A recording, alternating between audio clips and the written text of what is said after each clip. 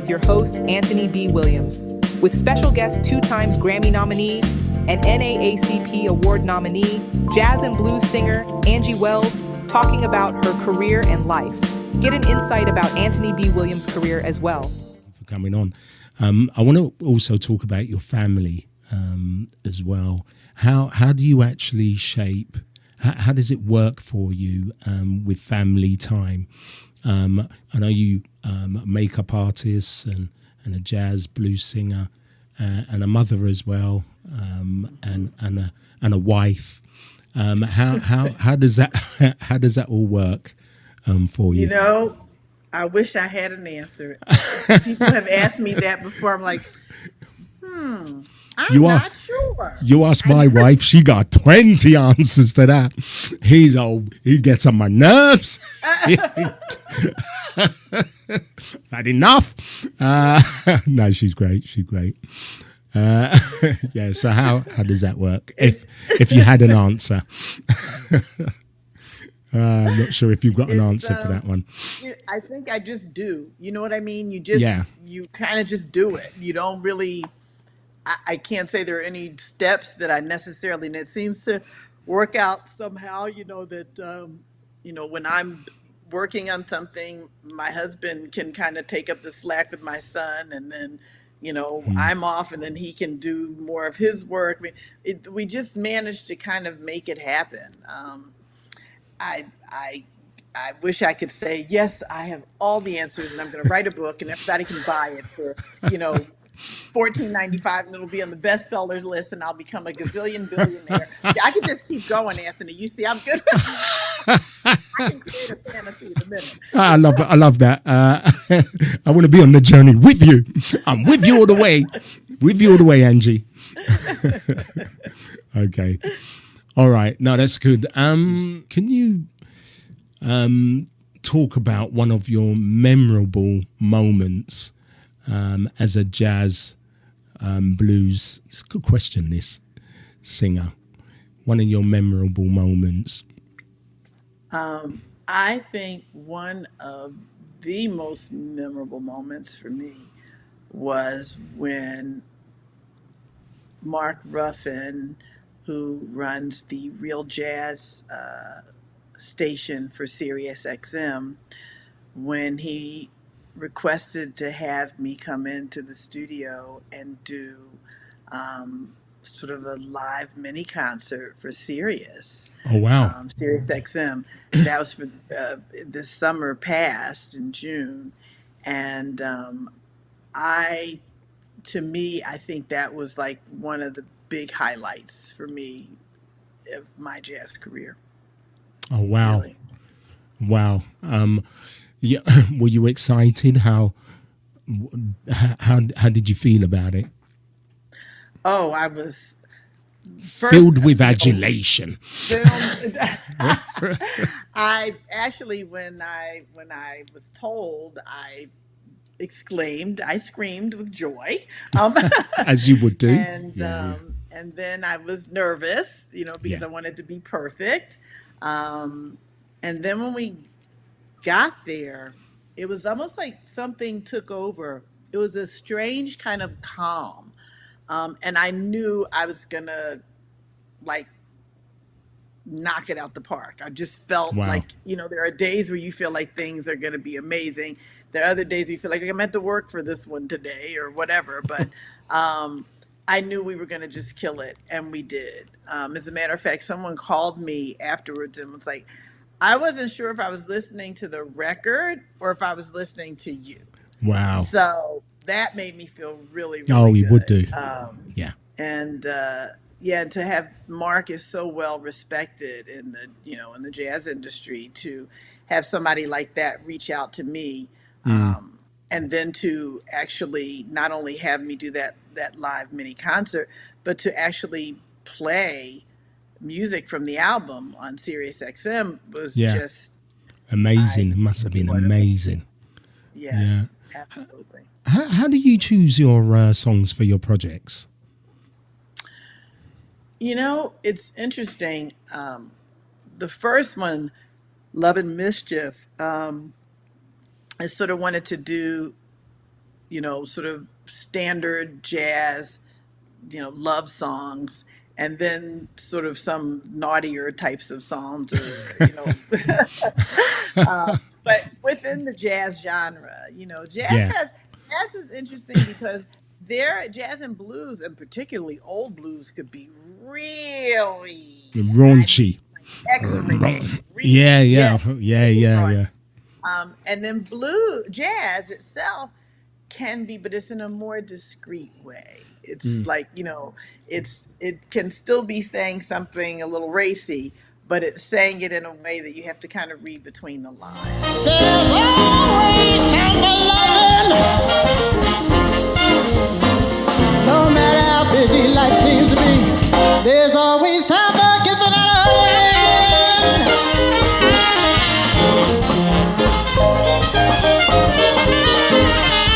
Sure. And so we wanted to do songs like that. So hence Love and Mischief. And we sort of chose songs based on that. For the second album, Truth Be Told, I basically started off with the song Truth Be Told. That song came to me in a very spiritual way, actually. It really, really did. And after I wrote that song, I realized, okay, I'm ready to do an album. I need to put together an album. And I want it to be about the truths of life and living, the different things that we all go through. Of course, the songs were personal. I chose them because of personal experiences in my life. But everybody's had heartbreak at some point. Sure. We've all felt joy. We've all felt confusion. We've all felt sexy. We've all felt overwhelmed sometimes, So correct. Yeah. Things that I tried to pick. I picked things that were, of course, like I said, personal to me, but that I also knew reflected the truths of most of our lives, so that it could be an album where most people could listen and relate to the songs and the experiences. Okay, no, that sounds really, really good. I'm really going to go to your concert. I've got to be invited. Hold on, let me put it on this iPad. What was it? June the 30th? June 13th. 13th. You could have said the 30th and said, you got it wrong, Anthony. See, but I'm a real friend, Anthony. I wouldn't do that to you. Oh, fantastic! I love you already. We're gonna be good friends. I can see it. What's your next project? What's coming up next? Well, I actually am working on something that's going to be different than jazz. Oh wow! That is kind of a side project that I'm doing. With, Are you allowed to? You allowed to tell me?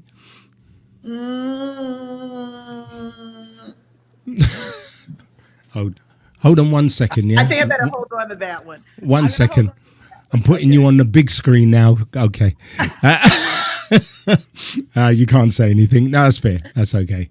But the for the next jazz album, I will be starting I'll start writing for that probably in April. Okay. I don't know if I'm jumping the gun here, but because this is kind of what you were just talking about with new project and something totally different. Have you ever thought of putting out soul music, R&B, rap? I don't know. Well, there you go. Now you're getting hot.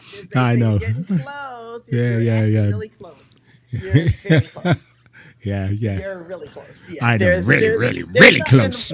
Really close, Anthony. There's something in the works, Anthony. There definitely is. And it's along the veins of the things you just mentioned. One of them in particular, I'm not going to say. Okay. But, rap. Yeah. How did you go from jazz to rap? How? So we can rule that one out. So it's either soul or it's R&B. In the place to be. Her name is Angie. If you ever do R&B, I could be I can rap on it for you. You Do a can duet. rap on it for me? No, I'll be rubbish. You want to sell your songs. You want to sell your songs. Okay. All right. So when is all these new projects coming out? Is it relatively soon or in the not too distant future? I would say in the not too distant future. I'm thinking This probably year? something probably last quarter of the year, maybe. Okay. If not the last quarter of the year, then the first quarter of 2025. But I'm hoping to bring something out this year. Oh, fantastic. I'm so honestly looking forward to listening to you sing soul music. I said it. You didn't say it. I said it. And I'm sticking by it, Angie. Are you sure it's going to be so? You sure I'm not going to be rapping? I could be singing soul and rapping and feeling a little R&B. I could be mixing it all up for all you know, Anthony. No, you're not. I just could see, when you could just see it in your eyes. I could see it in your eyes, Angie. You're not. That's because I'm an actor. So very good, very good. You're not playing it well, because I know exactly what you're going to be doing. When that new project comes out, there's going to be two actually. Okay. But when the one that I can't talk to you about right now. Okay. I'll just say will be working with a producer friend of mine, Malik Youssef. Okay. And if you look him up, you might figure out kind of the flavor of what I might be getting ready to do. So. Yeah. Just writing that down on. Oh, he's looking at. Just give me 5 minutes. Get all the details. Listen, I know what you're going to be doing. So, I can read into it. Okay. All right. We're going to wrap up soon. This has been really, really good. Really enjoyed having your company, really. I don't even like really calling it interviews. It's just company. No, it's nice. It's just talking, and that's what I like. So, I mean, what's next for you, Angie? What's next? I know with the music side of things, but I know you're coming to the UK on the 13th of June. But what else is happening? What's next? On top of those two things, there's a French tour right after London. So I'm going to leave London on the 14th, and I start. I think the first gig in France on the 16th, and I'll be touring France for a month. Okay. So that's pretty cool. And then I'm sure that there's going to be some makeup work at some point. It's coming up right now. It's a little bit slow in the U.S., I should say in Los Angeles, because we had that big strike. Yeah, is that the reason why? Yeah. Yes, everything's kind of like slowly trying to come back after the strike. So there's not a whole lot happening in Los Angeles. A lot of the projects are happening outside of the state. Okay. I prefer to try to stay at home. So we'll see what happens. I know my agent said that, there was a call for something potentially at the, last quarter of the year. But right now it's a little bit slow. I've got a TV show that I worked on. I'm waiting to find out if that's coming back. Okay. So that's kind of what's happening right now. And, I never get really freaked out when there's not a lot of makeup work or when I'm not because I always land on my feet and everything's always fine. So I don't get, a lot of people get stressed like, I don't have any work. But I always manage, it always manages to come at the right time and to be enough. For us to live and, to have a decent life. So I'm just waiting to see whatever the universe has scheduled for me next. I guess she'll let me know when she's ready. And is that what you always wanted to, what other skills do you have other than, it's a good question, this, other than, the makeup, which is fantastic, with the stars and obviously the jazz and and blues. Whatever talent do you have, my friend? Well, I think I'm an excellent cook. Okay. As a matter of, I'm a pretty See, good we're cook, getting to know you I now. must admit. Yeah. Yeah, What- I can do a little damage in the kitchen. I have also been told that I'm good at styling things, Yeah. fashion and getting looks together, that kind of thing. So, and I like gardening. Okay. I Sound like the so wife. She loves gardening. yeah, I love it. It's very relaxing. Yeah, they're very Really therapeutic, she says. Yeah. Yes, it is. There's something therapeutic about digging in the soil and planting and watching things grow. It's rewarding. So yeah, I think those are some. And I'm like good with crafts, like arts and craftsy kind of things. So yeah, I think that's it.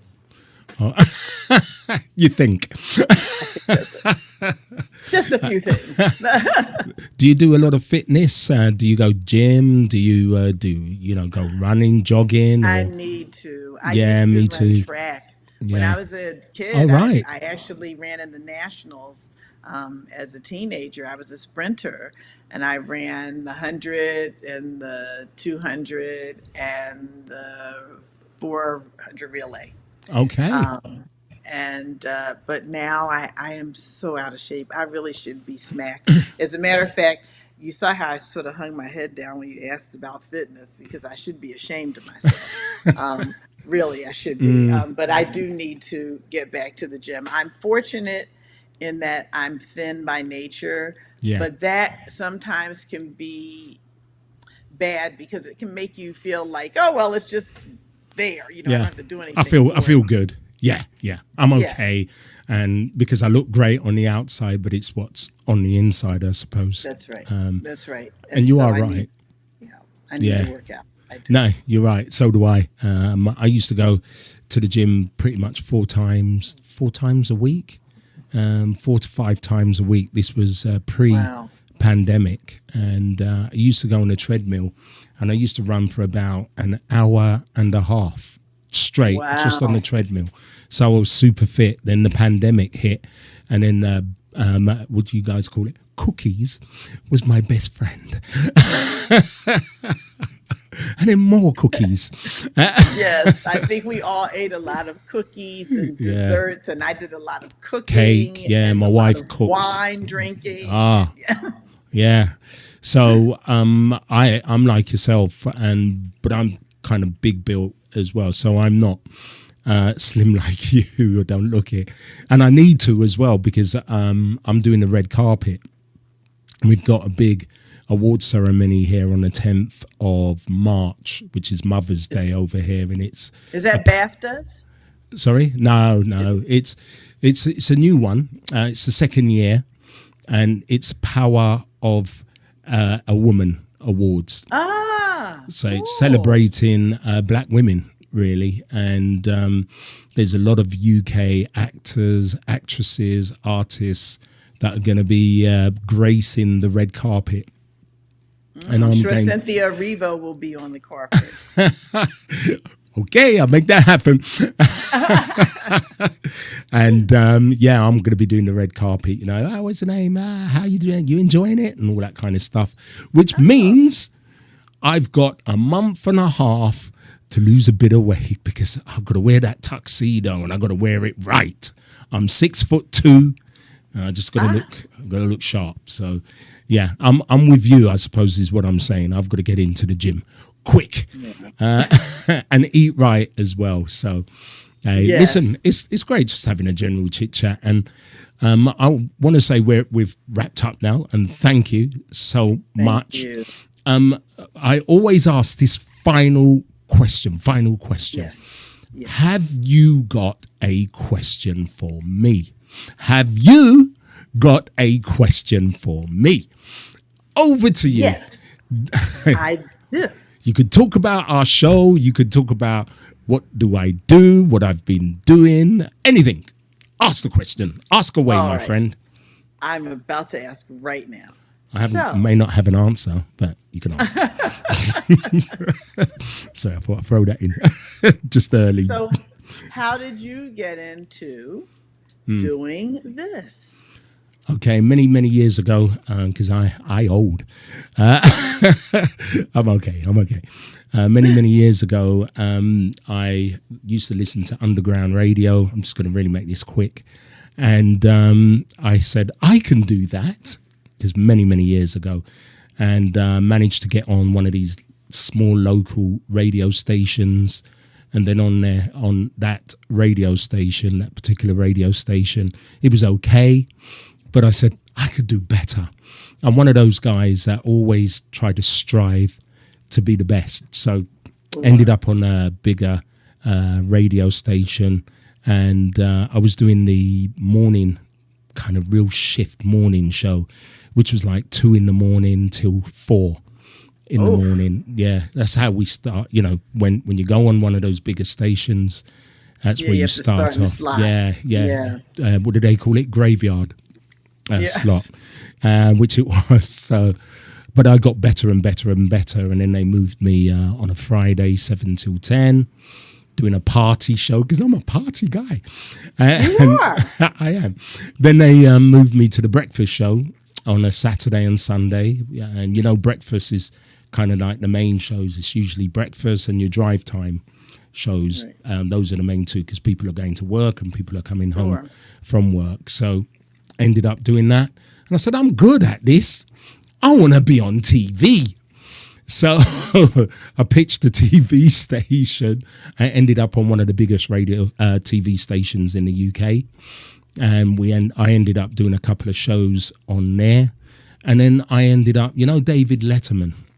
Yes, everybody knows David Letterman. Yeah, I think, just I had a UK version to his show. I managed to hit, it was called a nightlife show, NITE. Night and then life show.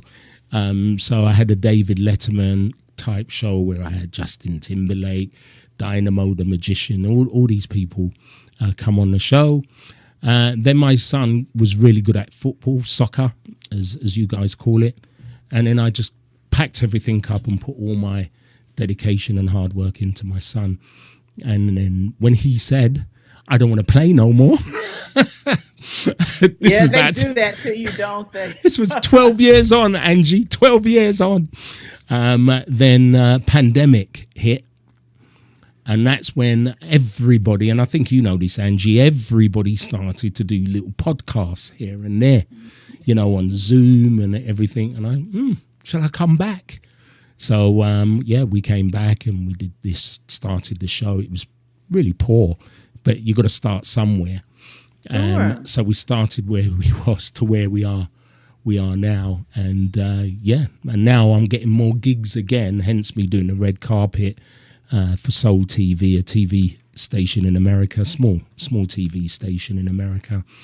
And we are where we are now. I've got co-hosts, Mr. Carlos, who looks a little bit like Idris. He sits on the end. And then we always have a co-host, which we invite in the middle. And that's generally it. Yeah, God, that's my life story, Angie. You're a good parent, obviously, because you did what good parents do. I did the same. You know, when my son was born, I stopped, working full time, and I was trying to you try to be a good parent, and you try to provide them with the things and the little dreams that they have until they tell you after you've invested your time and money that they don't want to do it anymore. I certainly know how that feels. So. And I'm not even going to lie, Angie. I was perplexed. That's a good word. I was perplexed by the whole thing. I was pretty, it's 12 years, and the last kind of journey was Spain. We took him to Spain, and he got a couple of offers over there. Okay, he was a bit young. He was 18, 17 at the time, and we're not in that financial lane. So we would have left him in Spain. Okay, goodbye, have a good life, and learn the language, son. Just in case they curse you, you need to know what they're saying. So make sure you learn the language, my friend. Good luck. That's so funny. I love it. Yes, we are definitely going to be friends because I like to laugh. Yeah. I love people who just can have a good laugh at life and just how things are. You know, I think it's wonderful. I've really enjoyed meeting you. No, touche. I enjoyed meeting you as well, and it's good to hear, you know, stories, and particularly yours, because it's not about me. It's certainly about you and people getting to know you as well. So thank you so much for coming on the show. Thanks for having me. And I will see you when I'm in London. I'll make sure. Oh, now I got to make up a song. Hold on. Anthony's like, write a song on the spot right now.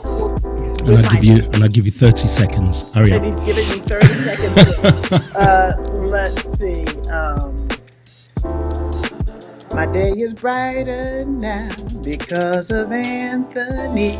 That guy is really cool. He's got a show on TV. Come on and watch him on Mayhem. Yes, come on and watch him on Mayhem. Oh, make your day great with Anthony.